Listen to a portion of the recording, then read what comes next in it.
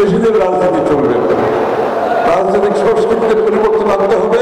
দেশ গড়ার জন্য আমাদেরকে প্রস্তুত থাকতে হবে। বিএনপির নেতা কর্মীদের প্রস্তুত থাকতে হবে। বাংলাদেশের কর্মচারী কর্মকর্তাদের প্রস্তুত থাকতে হবে। সর্বস্তরের মানুষকে সম্পৃক্ত করতে হবে। এই জিনিসগুলো মানুষের কাছে পৌঁছে দিতে হবে আমাদের। এইটাই হবে যে নির্বাচিত সরকারের নতুন বাংলাদেশ গড়ার যে চিন্তা, সেটাতে আমরা প্রতিফলিত করব, বাস্তবায়ন করব। এটা বাংলাদেশের মানুষের কাছে মানুষকে আমরা সুযোগ করব। সেটা যদি রাজনীতিবিদরা অনুধাবন না করে, রাজনীতিক দল অনুধাবন না করে, সেই রাজনীতিকের উপরে ভবিষ্যৎ নেই, সেই রাজনীতিক দলের উপরে ভবিষ্যৎ নেই।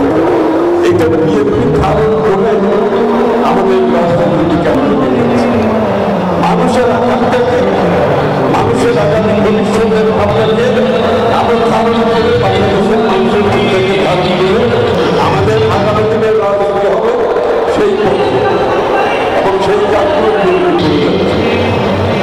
আপনাদের সকলকে সেই কাজগুলো আমরা সফল করতে সফল করব।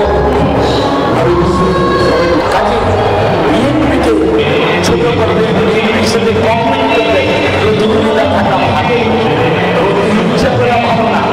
কারণ প্রতিযোগিতা যদি আসছেন ভালো, আমরা একত্রিতবাদ কর্মসূচি নিয়ে জনগণের কাছে গিয়েছে বাংলাদেশ জাতীয়তাবাদী দল।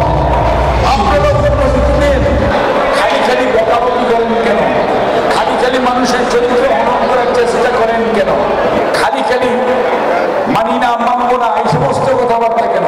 জনগণের প্রতি শ্রদ্ধা রাখেন, জনমতের প্রতি শ্রদ্ধা রাখেন, জনগণের কাছে যান আপনার কর্মসূচি নিয়ে। জনগণ যাত্রা পছন্দ করবে, আগামী দিনে তাকেই জনগণ দায়িত্ব দিবে। কাজেই কোন অবস্থাতে গায়ের জোরে চাপিয়ে দেওয়ার যে চেষ্টা কেউ কেউ করছেন, নতুনরাও করছেন, তথাকথিত পুরাতনরাও করছেন, তাদেরকে বলবো চাপিয়ে দেওয়া যায় না। গায়ের জোরে করবেন, ওই স্বৈরাচার পালিয়ে গেছে। আপনাদের অবস্থা কি হবে আমরা বলতে পারি না, জনগণ বলবে। কাজেই আসেন, স্বৈরাচার পালিয়েছে, আগামী বাংলাদেশ পুনর্গঠনের জন্য আমাদের নেতা জনাব তারেক রহমান বলেছে সব গণতন্ত্রকামী সকল রাজনৈতিক দলের নেতৃত্বে আগামী বাংলাদেশ পরিচালিত হতে দেওয়ার জন্য আমি